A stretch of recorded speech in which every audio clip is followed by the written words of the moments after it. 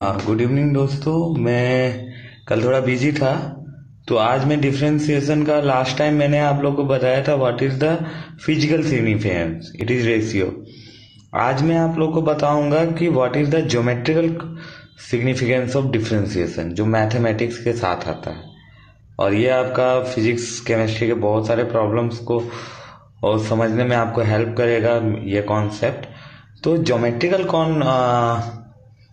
जो सिग्निफिकेंस होता है, जैसे उस दिन मैंने आपको बताया था कि क्लास 9 में जो आप पढ़ते हो, तो आप पढ़ते हो क्लास 9 में आप एक्स और टी। एक्स मतलब हो गया आपका डिस्टेंस और डिस्प्लेसमेंट, टी मतलब टाइम हो गया।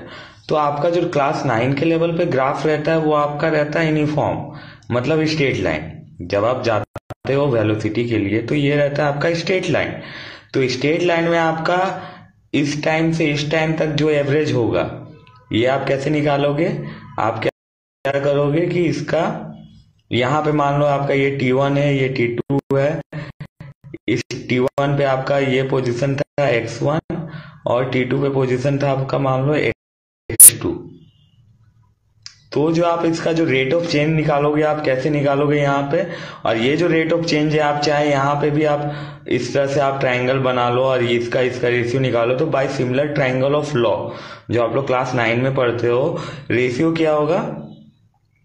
सेम ही होगा। जैसे ये जो रेशियो यहाँ मान लो आपका वेलोसिटी क्या होगा, x2 minus x1 bye T2 minus T1।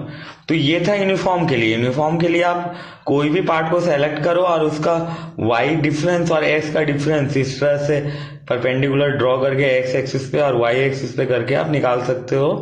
तो आपको ये यूनिफॉर्म में सब जगह सेम रहेगा। पर जब नॉन यूनिफॉर्म आता है, मतलब आपका जब ग्राफ जब 11th पे आ जाते हो, तो आपका ग्राफ जब दो चीजों के बीच का मान लो चेंज होता है, इस तरह से चेंज हो रहा है, जो आपका एक्चुअल मतलब मोशन रहता है कि आप कहीं पे धीरे चलते हो, कहीं पे तेज चलते हो। तो अब यहाँ पे आपका डिफरेंशिएशन का कॉन्सेप्ट बहुत ही यूजफुल रहता है। अब मैं आपको बताता हूँ ज्योमेट्री में डिफरेंशिएशन का मतलब क्या है। तो अब देखो, अब यहाँ पे अब ये जो चेंज हो रहा है और इसका ये जो नेचर है, इस नेचर को हम लोग ट्रेस करने के लिए क्या करते हैं, हम लोग x को एक फंक्शन बनाते हैं t का। तभी हम दोनों को रिलेट कर पाएंगे कि टाइम जैसे जैसे चेंज हो रहा है, x वैसे वैसे चेंज हो रहा है। तो हम लोग यहाँ पे क्या करते हैं, x is the function of t मतलब हो गया टाइम। अब x क्या है, t का फंक्शन है। अब टाइम जैसे जैसे चेंज होगा, x वैसे वैसे ही चेंज होगा, क्योंकि फंक्शन। अब फंक्शन भी एक बहुत ही फंडामेंटल कॉन्सेप्ट है आपका इंजीनियरिंग, मैथ, साइंस सबके लिए। तो फंक्शन पे भी मैं क्लासेस लूंगा। फंक्शन इन जनरल आप समझ लो, फंक्शन होता क्या है? फंक्शन एक आपका क्या है, आउटपुट गिविंग मशीन है, जिसमें आप कुछ आउटपुट इनपुट देते हो और आपको आउटपुट देता है। और वो आउटपुट आपका क्या होता है unique. That is what, that is unique. समझे ना? मतलब एक का आउटपुट एक ही होगा। जो मेरा एक फ्रेंड, बहुत पहले मैं अपने फ्रेंड का एक वीडियो देखा था, उसने एक चीज बोला था कि फंक्शन आपका क्या होता है, फंक्शन क्या होता है, इसमें दो सेट होते हैं। एक क्या होता है, डोमेन, और एक होता है आपका रेंज। तो मेरे फ्रेंड ने बोला था कि डोमेन फंक्शन क्या है, सबसे पहला फंक्शन है कि डोमेन सेट। अब सेट क्या है? सेट मैंने आप लोग को बताया था, सेट क्या होता है, ग्रुप होता है नंबर्स का। तो अब आपका डोमेन का कोई जो ग्रुप है, इसके हर नंबर का रिलेशन किसी दूसरे सेट, मतलब दूसरा नंबर का एक ग्रुप है, उसके एलिमेंट के साथ यूनिक होता है। जो मेरे फ्रेंड ने बोला था कि इधर सारे क्या होता है, बच्चे होते हैं। तो सारे बच्चे का बायोलॉजिकल, उसने बाप बोला था, पर मैं एक नया चीज इंक्लूड करना चाहता हूँ कि बायोलॉजिकल बाप, कि हर बच्चे का बायोलॉजिकल बाप क्या होगा, यूनिक ही होगा, एक ही होगा, दो नहीं हो सकता है। तो फंक्शन वही है कि इनपुट का आउटपुट ओनली यूनिक आपको मिलेगा। तो फंक्शन पे हम डिस्कशन करेंगे, उसके डेफिनेशन जानेंगे एनसीईआरटी बुक के अकॉर्डिंग। अब हम लोग आते हैं आपका इसमें क्या बोलते हैं, हाँ, यहाँ पे जो कर रहे थे डिफरेंशिएशन का ज्योमेट्रिकल मीनिंग। तो अब हम लोग ज्योमेट्रिकल मीनिंग के लिए, यदि आप ऐसा कुछ देख सकते हो कि आपको एनसीईआरटी में भी मिल जाएगा, फिजिक्स के बुक में अपेंडिक्स में ये दिया है कि क्या होता है। फिर भी मैं एक बार एक्सप्लेन करता हूँ, आप लोग समझने की कोशिश करना और कैसे इसको मैथमेटिक्स से रिलेट करते हैं।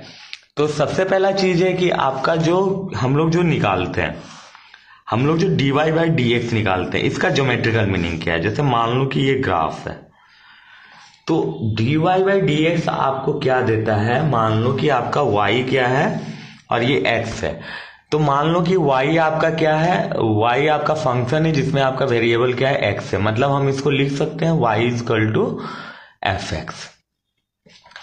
अब मुझे ये rate of change dy by dx का मतलब मैंने आपको क्या बताया था, it is rate of change. ये क्या है आपका dy by dx, it is rate of change. किस में रेट ऑफ चेंज है, ये आपका y में रेट ऑफ चेंज है, किसके रेस्पेक्ट टू, x के रेस्पेक्ट। तो मान लो कि सेम यदि आपका y आपका x रहे और ये आपका मान लो t रहे, डिस्टेंस टाइम, तो dx बाई dt आपको क्या देगा, रेट ऑफ चेंज आपको वेलोसिटी देगा, जैसे मैंने आपको फिजिकल सिग्निफिकेंस में लास्ट क्लास में बताया था। तो अब देखो कि अब यहाँ पे ये ग्राफ बन गया, y x का फंक्शन है, y में x में जैसे चेंज हो रहा है y में, उसी हिसाब से उस फंक्शन के अकॉर्डिंग, फंक्शन क्या होता है, एक रूल होता है, उस रूल के अकॉर्डिंग ये चेंज हो रहा है और ये ग्राफ मिला मुझे। तो अब आप ये ग्राफ देख रहे हो, this graph is not uniform graph. अब यहाँ पे मुझे वो जो रेट ऑफ चेंज निकालना है, तो अब यहाँ पे आप क्या देख रहे हो, जो उस दिन मैंने बताया था कि यहाँ पे रेट ऑफ चेंज क्या है, इस टाइम इंटरवल में अलग ही रेट ऑफ चेंज है, इस टाइम इंटरवल में अलग ही रेट ऑफ चेंज है। तो यहाँ एक रेट ऑफ चेंज आपको क्या देता है, एक जनरल फॉर्मूला मिलता है जो एक्स पे डिपेंड करता है। तो हम लोग यहाँ पे अब जो मैंने उस दिन बताया था dy बाई dx आपको क्या देता है, तो dy बाई dx के लिए हम लोग क्या लेते हैं, सेम यहाँ पे मान लो कि मुझे इस x1 पॉइंट पे निकालना है कि इस पॉइंट पे रेट ऑफ चेंज क्या हो रहा है। मतलब जैसे यदि हम कोई वेलोसिटी में जा रहे हैं तो यहाँ पे इस पॉइंट पे वेलोसिटी किस तरह से चेंज हो रही है। तो हम लोग इसके लिए क्या करते हैं, जनरली x1 यहाँ लिया, यहाँ ये सॉरी ये t1 था ना, यहाँ पे एक t2 ले लिया, तो लगभग गया ये यहाँ पे। तो अब ये आपको क्या बता रहा है, t1 पे पोजीशन इसका ये था, t2 पे पोजीशन ये था। तो यदि हम यहाँ पे रेट ऑफ चेंज लें, एवरेज मान लो डेल वी लेते हैं, तो डेल वी हो गया आपका क्या, ये y है, सॉरी ये y है, fx है, तो इसको हम लोग लिख सकते हैं fx2 minus fx1 by x2 minus x1। इसे हम लोग ले सकते हैं एक एवरेज में, पर ये तो एवरेज है जो आपका इतने टाइम इंटरवल का दे रहा है, t2 माइनस सॉरी ये नीचे t2 t1 और यहाँ पे y है t का फंक्शन, सॉरी मैं गलत लिखा, आप लोग यदि मेरा कुछ भी गलत होता है आप लोग प्लीज मुझे कमेंट में इन्फॉर्म करना, हाँ, क्योंकि मैं लाइव लेता हूं, मैं कोई प्रिपेयर करके नहीं आता।